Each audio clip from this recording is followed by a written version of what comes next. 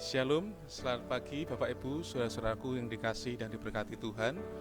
Pada saat ini kita berjumpa kembali dalam perenungan singkat Jemaat Yosodipuro. Tetapi sebelumnya mari kita berdoa.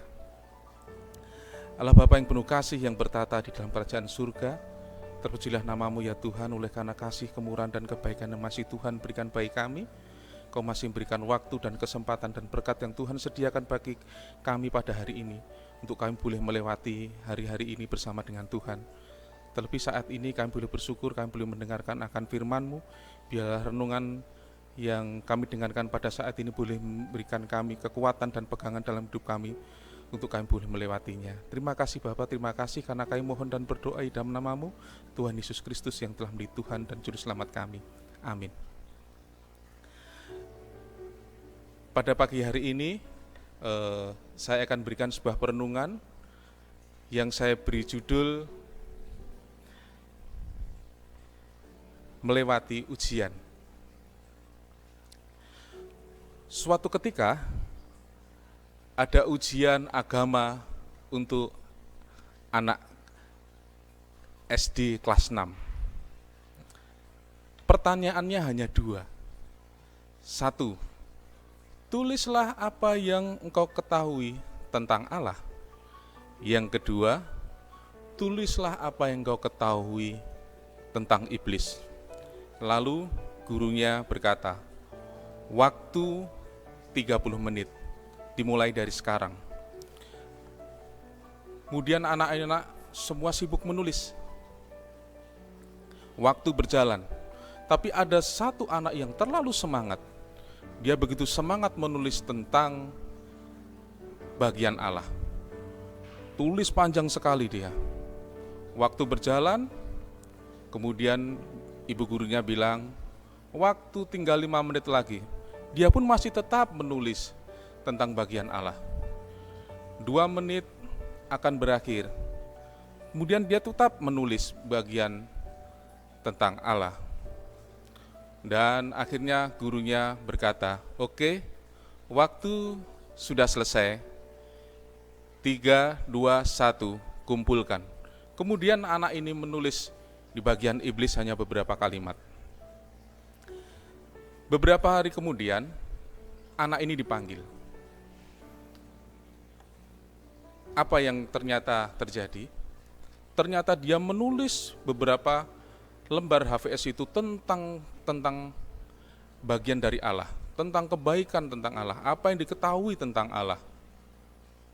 Lalu gurunya berkata, kenapa engkau hanya menulis beberapa kalimat tentang iblis? Lalu apa yang terjadi, saudaraku? Anak ini cuma menulis, saya tidak ada waktu untuk iblis.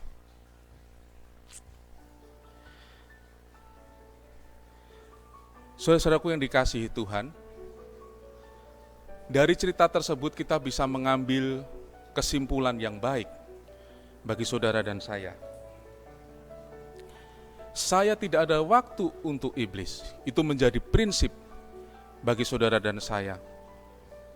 Saya tidak ada waktu untuk iblis, dan akhirnya kita pun tidak ambil prinsip juga, kita tidak akan berbuat yang jahat. Ketika kita menghadapi ujian, kita menghadapi pergumulan, dan kita memberikan waktu untuk iblis, ujian itu tidak akan selesai, justru akan semakin panjang. Saya teringat akan apa yang terjadi waktu Yusuf di rumah Potifar. Mari kita buka di dalam Kejadian 39 ayat 8 dan 9. Kejadian 39 ayat 8 dan 9 berbunyi, tetapi Yusuf menolak dan berkata kepada istri tuannya itu, dengan bantuanku tuanku itu tidak lagi mengatur apa yang ada di rumah ini, dan ia telah menyerahkan segala miliknya pada kekuasaanku. Bahkan di rumah ini ia tidak lebih besar kuasanya daripadaku, dan tidak ada yang tidak diserahkannya kepadaku selain daripada engkau, sebab engkau istrinya, Bagaimanakah mungkin aku melakukan kejahatan yang besar ini dan berbuat dosa terhadap Allah? Yusuf tidak akan memberikan kesempatan pada iblis. Dia tidak mau mengambil kesempatan itu, walaupun sebenarnya dia bisa melakukan hal yang jahat. Oleh karena kecintaannya Yusuf terhadap Allah, dia pun tidak mengambil kesempatan itu. Seperti saat ini saudara mungkin dan saya sedang mengalami pergumulan-pergumulan, mengalami ujian-ujian yang harus kita hadapi. Seperti Yusuf yang dilakukan ini di ayat 10 dikatakan, Yusuf tidak hanya cuma dicobai satu kali, ternyata Yusuf dicoba setiap hari. Begitu juga dengan saudara dan saya. Dalam pergumulan hidup pasti ada cobaan dan ujian yang harus kita lewati. Bukan hanya satu kali, dua kali, tetapi setiap hari pasti ada ujian yang harus dilewati.